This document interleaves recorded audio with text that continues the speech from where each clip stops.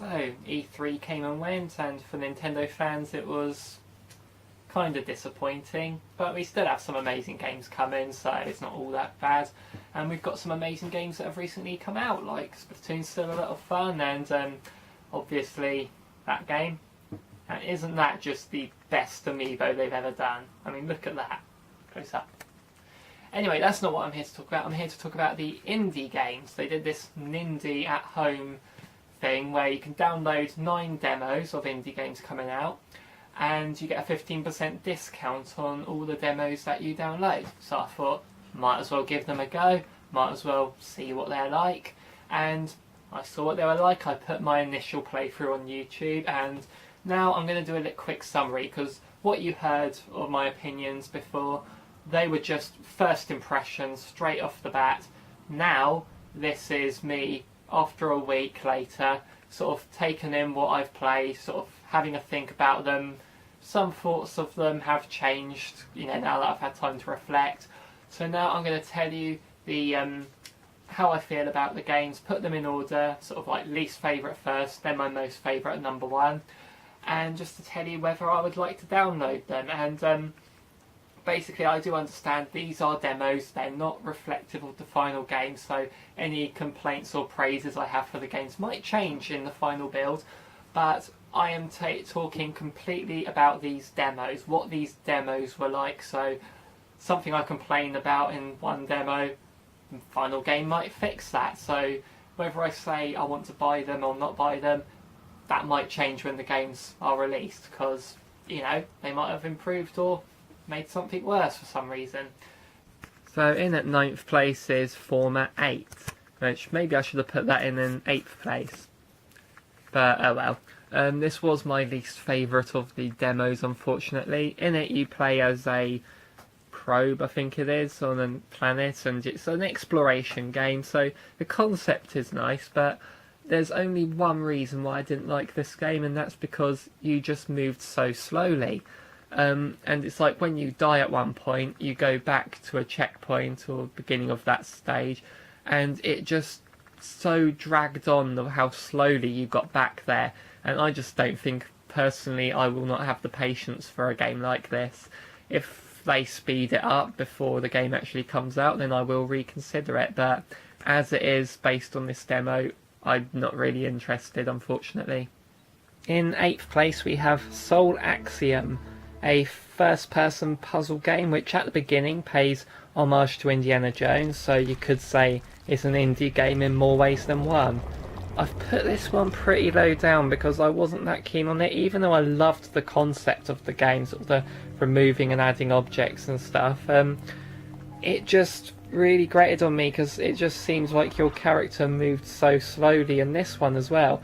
There was a sprint button, fantastic, but didn't really make much of a difference. But to be honest though, looking back at this game, I think it's just because the big area that I was in was just so big, it felt like you were moving slowly. So maybe I will have a look at this if I can just see what other areas look like. Maybe I'll watch some videos, but from this demo I wasn't that impressed because of how big that area was. It just seemed to drag, sort of getting around it.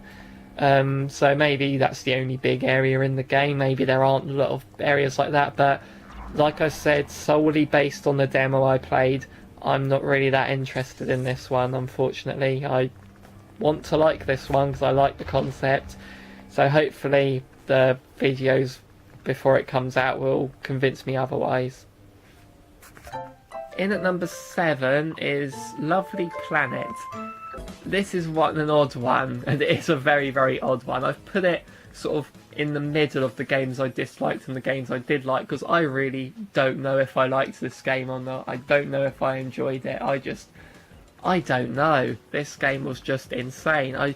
The title screen made me think it might have been a platformer, sort of Little Big Planet style or something, but it's a first-person shooter.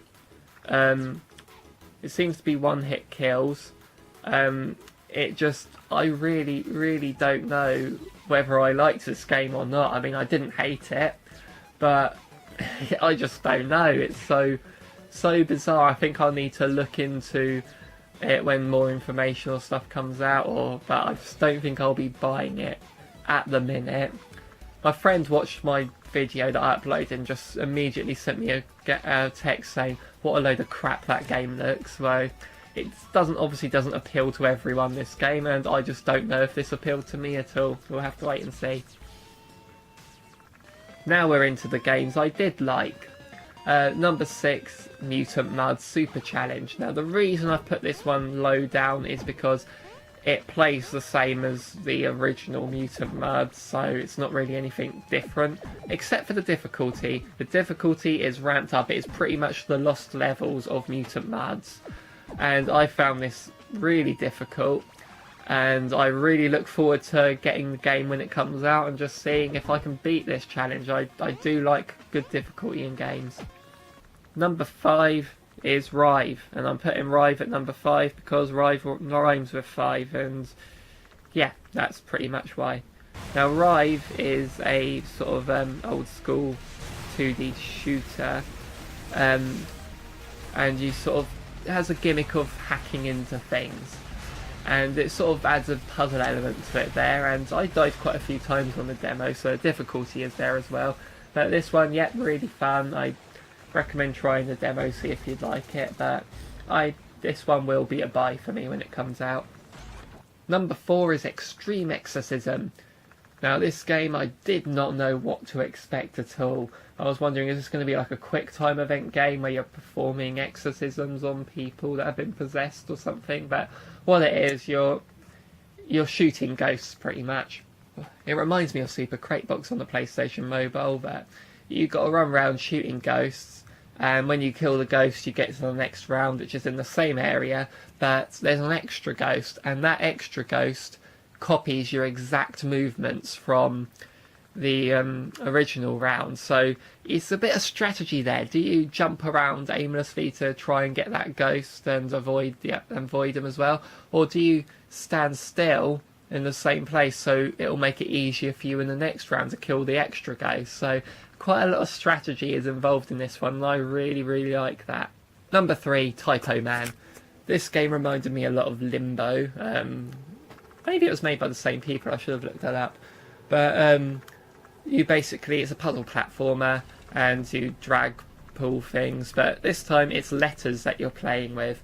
And there's quite a few puzzles I saw involving making words with these letters. So, for example, it's not really a spoiler because it's in the demo, there's the word trap that traps you, kills you. You drag an S next to it, it becomes the word strap, and then it turns into a strap.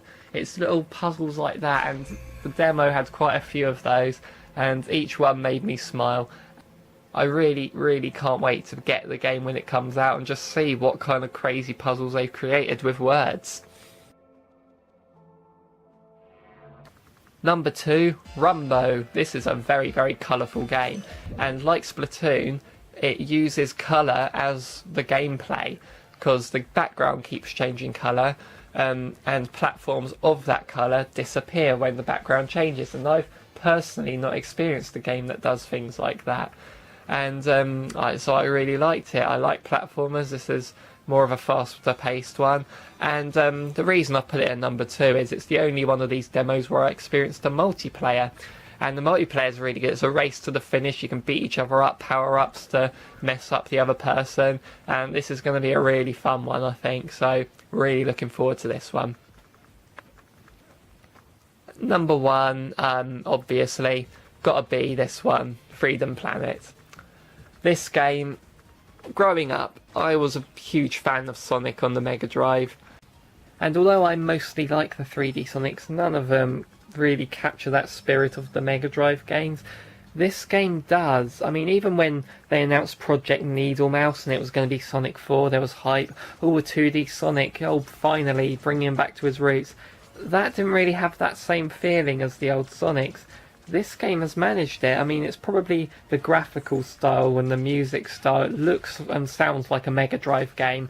I mean, it really does. And it's doing something new at the same time. You're a different character. You don't roll into a ball every time you jump. It still has like the loops and the springs that you find in Sonic, the fast speed running up walls, but at the same time you've got different attacks to what Sonic has, so you've got a nostalgic experience and a new experience at the same time. I really cannot wait for this game to come out. It's a definite day one download for me. I recommend you try this demo if you're a fan of the old Sonic games. I definitely recommend it if you're a fan of the platformers in general. I mean, this is a game, it's a new game that has the nostalgia factor for me and does things differently as well, so it's win-win for me, and I cannot recommend this game enough.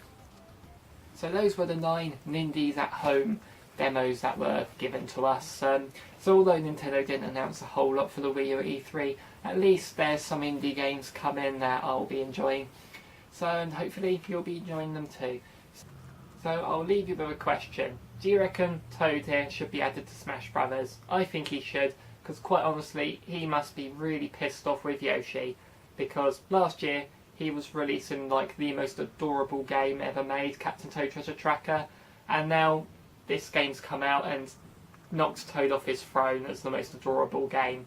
So I think these two have a huge rivalry to settle now.